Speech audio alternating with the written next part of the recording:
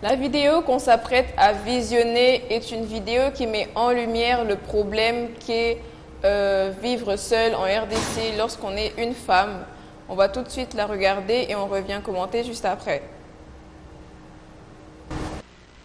Je pense qu'il faut vraiment qu'on en parle. Au Congo, il se passe des choses qui sont juste invraisemblables. Il est vrai qu'à Paris, il est aussi difficile de trouver un appartement.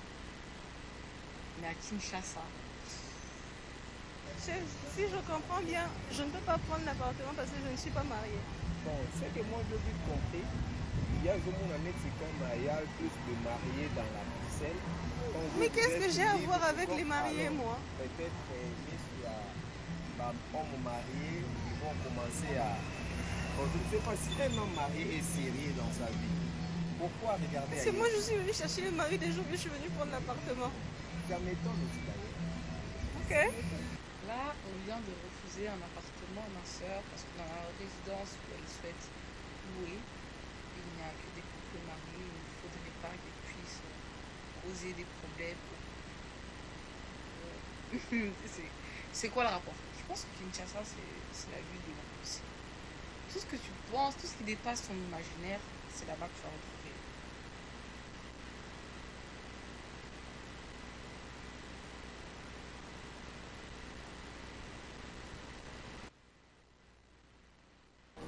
Voilà, donc comme on peut le voir à cette vidéo, cette jeune femme a décidé d'emménager dans un appartement et le propriétaire lui dit simplement non, tu ne peux pas vivre ici parce qu'ici il n'y a que des couples mariés et tu es seule. Sous-entendant qu'en fait, quand elle sera là, il y aura l'un des hommes ou même eux tous qui vont vouloir essayer d'avoir quelque chose avec elle comme c'est juste à côté et tout ça. Est-ce que tu es d'accord avec cette manière de faire, cette manière de penser?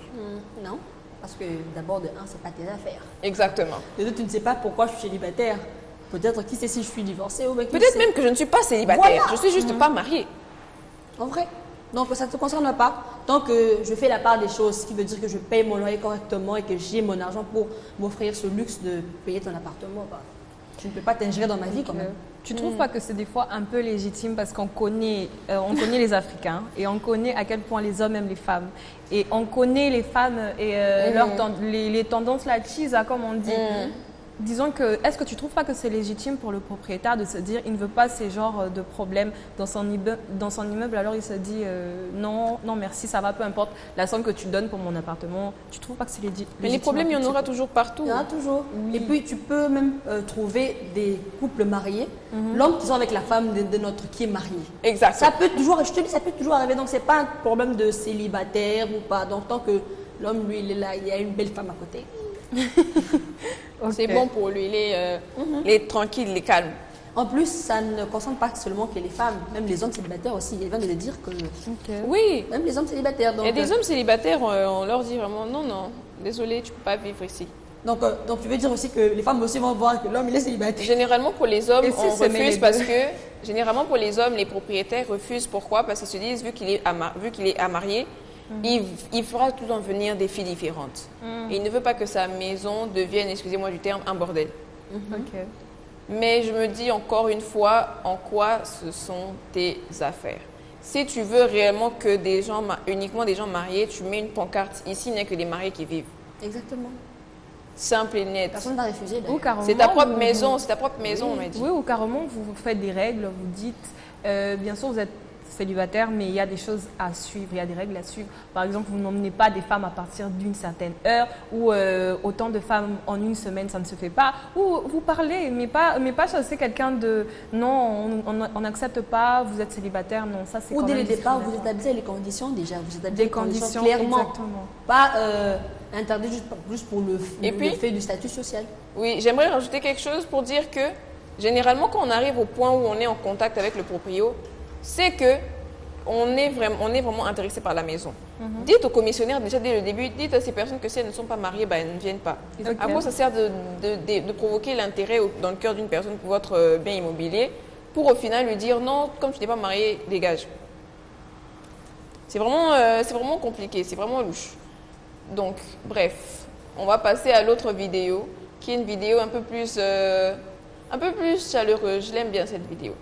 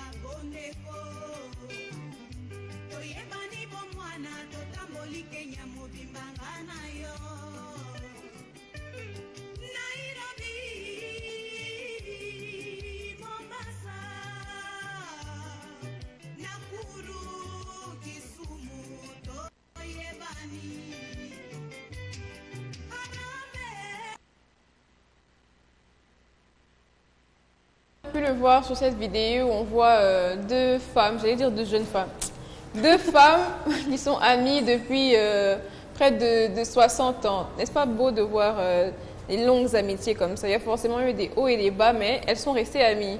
Elles ont choisi de garder le lien, l'affinité qu'elles avaient. Comme Malaika le disait pendant que la vidéo était en train de jouer, de nos jours, l'amitié n'existe plus. Pourquoi tu dis que l'amitié n'existe plus? Non, l'amitié authentique existe. C'est très mauvais de me dire ça parce qu'il y a des gens qui vont dire Allô Malaika, Donc moi je suis pas une amie. Donc moi je suis pas ton amie. Je te bloque maintenant. Disons que non, il y a des amis. J'ai aussi une amie, j'ai des amis qui sont sincères, mais disons que l'amitié pure n'existe plus comme auparavant. Parce qu'à l'époque, on sentait que quand tu parles d'un ami, c'est vraiment sincère, tu es capable de faire n'importe quoi pour cette personne. Mais et inversement.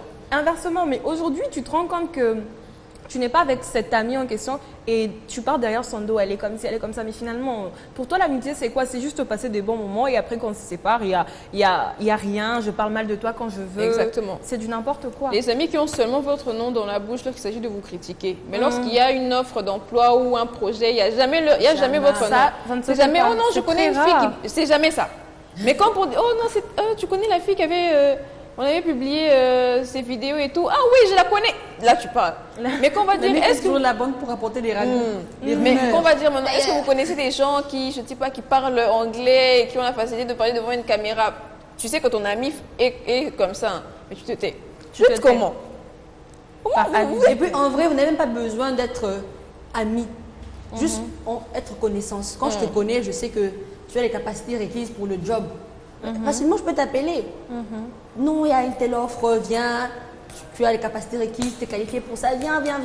Mais il y en a d'autres, waouh, la jalousie prend le dessus. Exactement. Et même pas la jalousie, mais juste de la mauvaise foi. Exactement. Oui.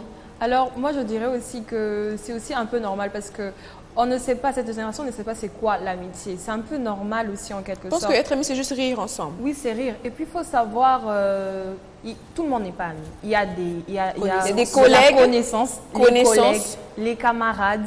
Il y a vraiment plusieurs étapes. Et tu ne peux pas être là parce qu'on a bien parlé pendant 2 jours, 1 semaine, que tu es une amie, ma bestie, je te raconte tout. On accorde notre confiance à un peu tout le monde.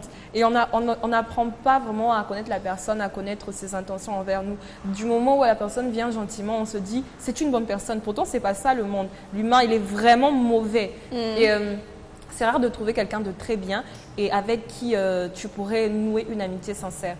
Donc, s'il vous plaît, quand vous rencontrez quelqu'un, c'est pas parce qu'on parle pendant 1 mois et qu'on a les mêmes centres d'intérêt. Le centre d'intérêt, exactement, qu'on est nécessairement amis. Il y a des gens qui, c'est au bout d'1 année, qui se disent non, la personne a toujours été là pour moi, elle est sincère, c'est là qu'on peut se dire ami. Donc, ne vois pas la personne d'à côté, oh, c'est une amie, c'est pas une amie, c'est une connaissance, c'est une camarade de classe, c'est une collègue, c'est pas nécessairement ton ami. Et la durée de la connaissance aussi ne définit pas l'amitié. Il y a des gens qu'on peut connaître depuis 12 ans, 15 ans, ce ne sont pas vos amis. Vous les connaissez depuis 12 ans, 15 ans, ce sont des anciennes connaissances. Ou des personnes avec qui tu des connaissances de longue date, mais ce ne sont pas nécessairement vos amis. Un ami, c'est cette personne chez qui, là, tu sais, tu perds absolument tout. Tu peux appeler son numéro, cette personne sera là pour toi si elle peut. J'insiste sur si elle peut. Parce que vous êtes comme ça. Que Quand tu appelles ton pas. ami, il n'a pas répondu. Eh. Oh, c'est un fake friend. Et vous commencez les statuts visés. Oh, les faux amis, les serpents. Et je sais pas moi, c'est aussi les pardon. Épargnez-nous ça. En anglais, il y a un proverbe qui dit A friend in need is a friend indeed.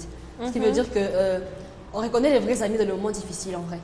Donc, en pote, là, je suis au top de ma carrière. Tout le monde est autour de moi, mais c'est pas tout le monde qui est mon ami parce que quand je vais tomber au bas de l'échelle, c'est pas tout le monde qui sera toujours là pour moi. Exactement. Et c'est vraiment C'est ceux triste qui de restent ça. là que je trouve, waouh, elle était là pour moi dans les high and lows, so means Yeah. she's there for me. Ouais, c'est sur cette note de sagesse de notre très chère Victoria